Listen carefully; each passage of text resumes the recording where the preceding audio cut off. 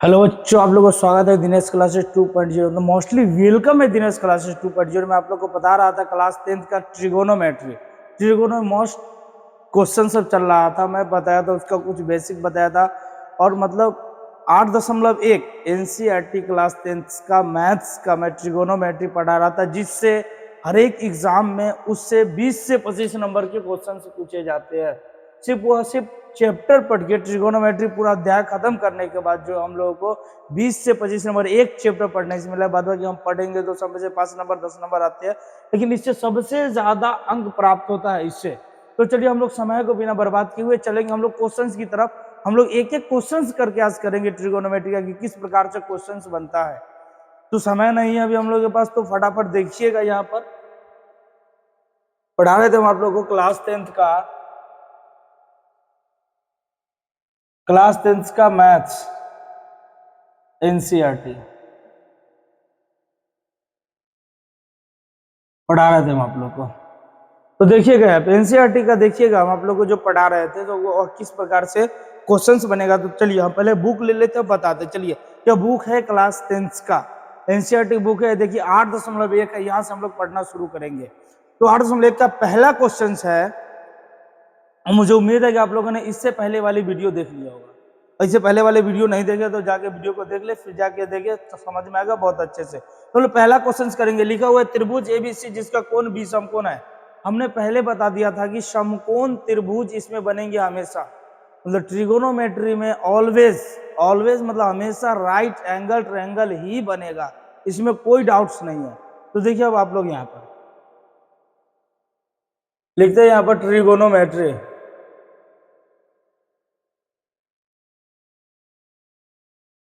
Trigonometry मतलब इसको हम लोग बोलते हैं त्रिकोणमिति। त्रिकोणमिति आप लोग क्लास 10 का एनसीईआरटी का बुक निकालिएगा, आप लोग को मिल जाएगा वहां पर प्रश्नावली 8.1। राइटिंग पर थोड़ा मतलब गड़बड़ा रहा है आज, क्योंकि ठंड काफी ज्यादा है, कनकनी है, इसकी वजह से हाथ काम नहीं कर रहा है। लेकिन आप लोग के लिए वीडियो बना रहे हैं तो बने रहेगा वीडियो पर। तो ये प्रश्नावली 8.1 8.1 का हम लोग देखेंगे क्वेश्चन नंबर 1। तो क्वेश्चन नंबर 1 क्या कह रहा है कि त्रिभुज एबीसी में जिसका कोण, हम लिख देते पहला क्वेश्चन, त्रिभुज एबीसी में जिसका कोण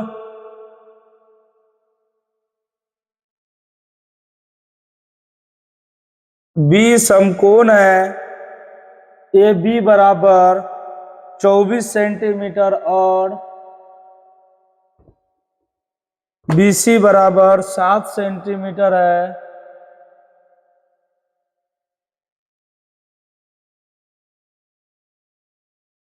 निम्नलिखित का मान ज्ञात कीजिए। निम्नलिखित का मान ज्ञात कीजिए।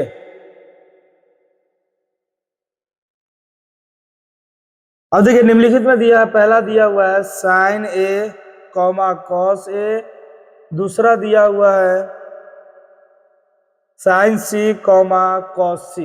तो चलिए अब बुक को हम डाल देते हैं नीचे, बुक से कोई मतलब नहीं। अब आप लोग आंसर को मिलाते रहिएगा, हम चलते हैं यहाँ इधर की तरफ। तो देखिए हम पहले ही बताए थे कि ट्रिगोनोमेट्री में हमेशा ऑलवेज राइट एंगल ट्रायंगल ही बनेंगे, मतलब समकोण त्रिभुज ही बनेंगे। तो देखिए हम पहले एक समकोण त्रिभुज का निर्माण कर लेते हैं। समकोण त्रिभुज का हमने निर्माण कर लिया, यह हो गया हमारा समकोण त्रिभुज। एक एंगल 90 डिग्री का होना चाहिए, जो कि हमने 90 डिग्री का एक एंगल बना दिया। हम नामकरण कर लेते हैं। नामकरण करना क्या है, दिया हुआ कि त्रिभुज एबीसी में, तो ए बी सी हमने रख लिया। अब हम जानते हैं कि बी मतलब 90 डिग्री के सामने वाला भुजा जो होता है कर्ण होता है, और कोण के सामने वाला भुजा लंब होता है। तो चलिए देखिए यहाँ पर, तो यहाँ पर दिया गया है ए बी बराबर 24 सेंटीमीटर। हमारा जो ए बी है वह दिया हुआ है 24 सेंटीमीटर। यहाँ यह नहीं कहा है कि हमारा लंब दिया हुआ है, आधार दिया हुआ है, ऐसा कुछ नहीं कहा है। लेकिन आप लोग एक बात याद रखिए कि लंब और आधार फिक्स नहीं होते, लेकिन कर्ण हमेशा फिक्स होते हैं। क्योंकि लंब और आधार का स्क्वायर जो होता है, दोनों का योग का स्क्वायर वही होता है कर्ण। कर्ण हमेशा बड़ा होता है, लंब और आधार से हमेशा कर्ण बड़ा होता है, कर्ण हमेशा फिक्स होता है। तो चलिए देखिए यहाँ पर,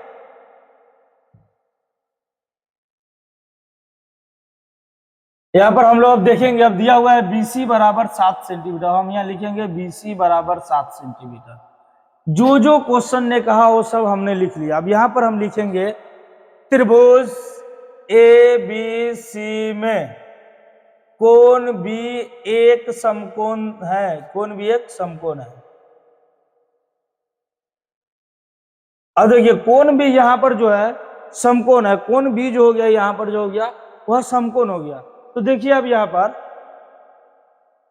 ए बी हमारा दिया हुआ है तो हम लिख देंगे ए बी बराबर 24 सेंटीमीटर, BC दिया हुआ है बराबर 7 सेंटीमीटर। अब हम जानते हैं कि 90 सामने वाला भुजा कर्ण होता है, मतलब हमको कर्ण ज्ञात करना पड़ेगा। तो हम यहां लिखेंगे पाइथागोरस के अनुसार, पाइथागोरस प्रमेय के अनुसार। अब देखिए यहां पर वह क्या होता है, कर्ण स्क्वायर, हमको ये निकालना है ना कर्ण स्क्वायर। तो यहाँ पर हम लिखेंगे नहीं कि कर्ण स्क्वायर बराबर लंब स्क्वायर प्लस आधार, ऐसा कुछ लिखने नहीं जा रहे हम, डायरेक्ट अब इसका बैठाएंगे। यहाँ पर AC हमारा कर्ण है, AC बराबर रूट अंडर, क्योंकि इधर से स्क्वायर जाएगा उधर रूट हो जाएगा, लंब स्क्वायर मतलब AB का स्क्वायर प्लस BC का स्क्वायर। अब बराबर करेंगे रूट अंडर AB हमारा कितना दिया गया है 24, 24 का स्क्वायर प्लस BC हमारा 7 दिया गया है 7 का स्क्वायर बराबर रूट अंडर 24 है हमारा 576, 24 का स्क्वायर करेंगे 576 हो जाएगा और 7 का स्क्वायर करेंगे 49 हो जाएगा बराबर रूट अंडर करेंगे 9 6 15 5 8 जाएगा 12 2 हासिल 5 1 625 हो जाएगा यहाँ पर। अब इसको हम जो है रूट से बाहर निकालेंगे तो यह हो जाएगा 25 सेंटीमीटर। अब देखिए यहाँ पर हमें तीनों पता चल गए कि तीनों के तीनों कितने हैं। तो हमने सब कुछ देख लिया कि हमें सब कुछ कितना कितना दिया गया है, हमें आधार भी पता चल गया, लंब भी पता चल गया, कर्ण भी पता चल गया। अब देखिए हम लोग देखेंगे कि आधार और लंब कौन होंगे और किस प्रकार से होंगे। तो देखिएगा आप लोग यहाँ पर कि यहाँ पर दिया गया है इतना दिया, उसका कह रहा है मान ज्ञात करने के। तो साइन ए हमारा दिया गया है तो हम लिखेंगे, अब चूंकि लिखेंगे इसलिए साइन ए बराबर, तो साइन ए का मतलब कोण ए से हमको काम करना है। आज जब कोण हमने यहां बना लिया तो हमने आपको बताया था कि कोण के सामने वाला जो भुजा होता है वह हमारा लंब होता है, हमने आपको बताया था। तो साइन ए से करना है मतलब कोण के सामने वाला भुजा लंब होता है हमारा। तो अब साइन ए बराबर फॉर्मूला क्या होता है, तो लंब बटा कर्ण होता है, लंब बटा कर्ण। हमारा जो लंब है यह ए बी, कर्ण हमारा आ गया AC, तो ए बी हमारा जो है वह है तो, और यहाँ पर देखिए हमने गलती किया, लंब हमारा अभी हमने अभी बताया कि कोण के सामने वाला भुजा हमारा हमेशा लंब होगा, मतलब BC हमारा लंब हो गया। BC बटा यहाँ पर हो जाएगा आपका लंब बटा कर्ण, कर्ण तो फिक्स रहता है, यहाँ पर हो जाएगा AC बराबर 7 बटा 25, आपका यह एक आंसर हो गया। दूसरा बोला आपको ज्ञात करने के लिए cos A, अब लिखेंगे cos A, तो कौन एक से ही कह रहा है इसलिए कोई चेंजिंग नहीं होने जा रहा है इसमें।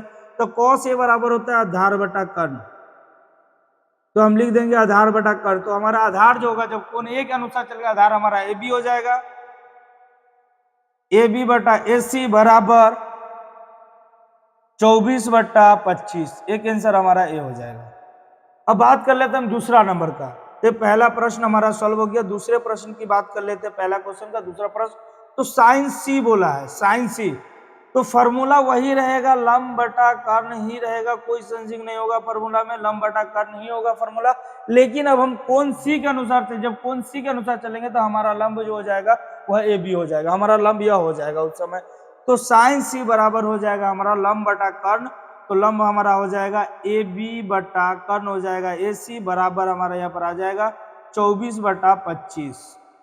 उसके बाद देखते हैं cos C, तो cos C बराबर जो होता है फॉर्मूला में कोई चेंज नहीं होने जा रहा, सिर्फ फिगर में चेंज किया है, आधार बटा कर्ण, यहाँ पर हम आधार बटा कर्ण ही लिखेंगे। अब हमारा आधार जो हो जाएगा BC हो जाएगा, तो BC बटा हमारा आ जाएगा कर्ण AC बराबर हमारा आ जाएगा यहाँ पर 7 बटा 25। तो मुझे उम्मीद है कि आप लोग को वीडियो बहुत अच्छा है, समझ में आया होगा। अगर आप लोग चाहे तो स्क्रीनशॉट ले लीजिए बढ़िया से, कि ताकि आप लोग बाद में देख सके इस चीज को। तो देखिए वीडियो में हमने बहुत सारे चीज बताया, हमने आप लोग को बहुत अच्छे चीज बताया हमने आप लोगों को। तो इस चीज को आप लोग क्या कीजिए कि अच्छे से नोट कीजिए, अच्छे से समझिए। फिर आप लोगों के लिए मैं इसी वीडियो में जो है मैं दूसरे प्रश्न को लेकर आ रहा हूं, तब तक आप लोग इसको क्या कीजिए कि नोट कीजिए।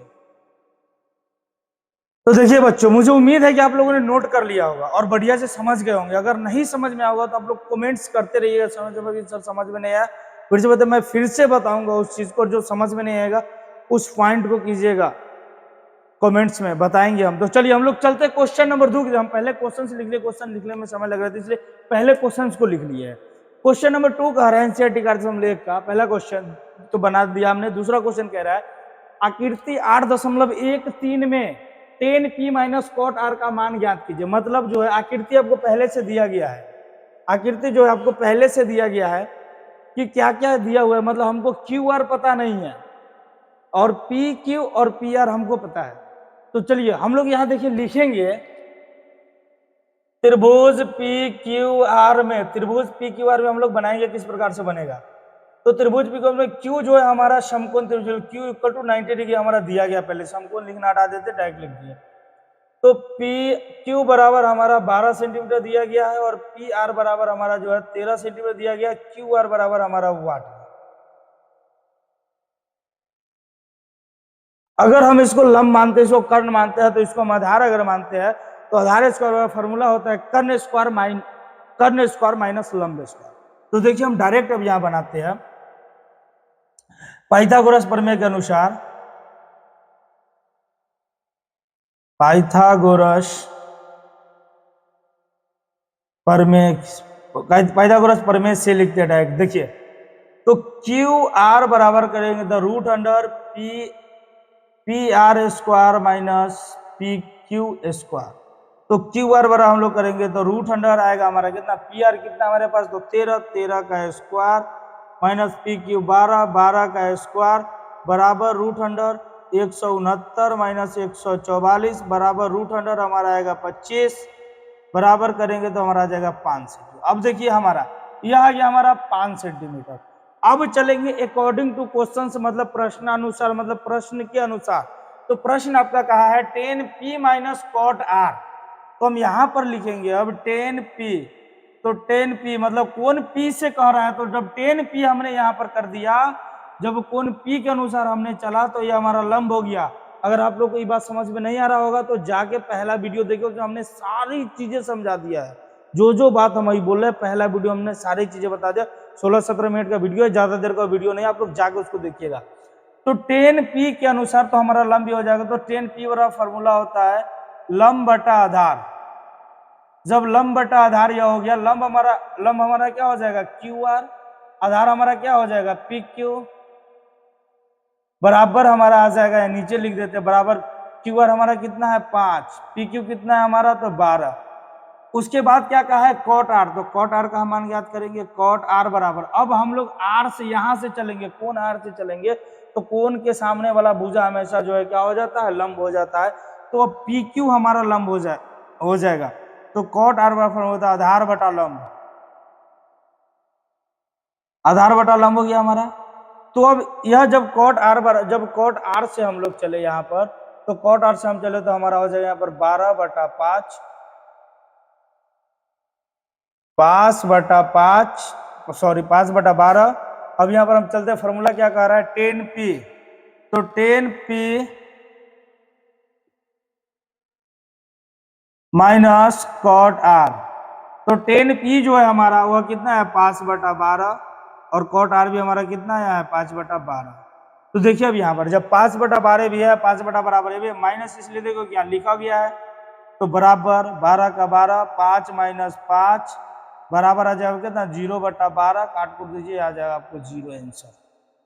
तो मुझे उम्मीद है, आशा करता हूं आप लोग को ये भी वीडियो पसंद आया होगा, समझ में आ गया होगा। बट जब समझ में आया होगा तो चैनल को सब्सक्राइब कीजिएगा, बेल आइकन प्रेस कीजिएगा, कमेंट्स बॉक्स में कमेंट्स कीजिएगा।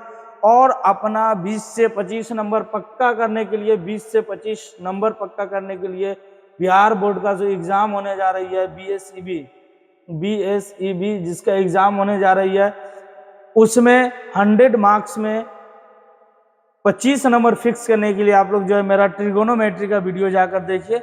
जय हिंद, फिर मिलते हैं नेक्स्ट वीडियो में।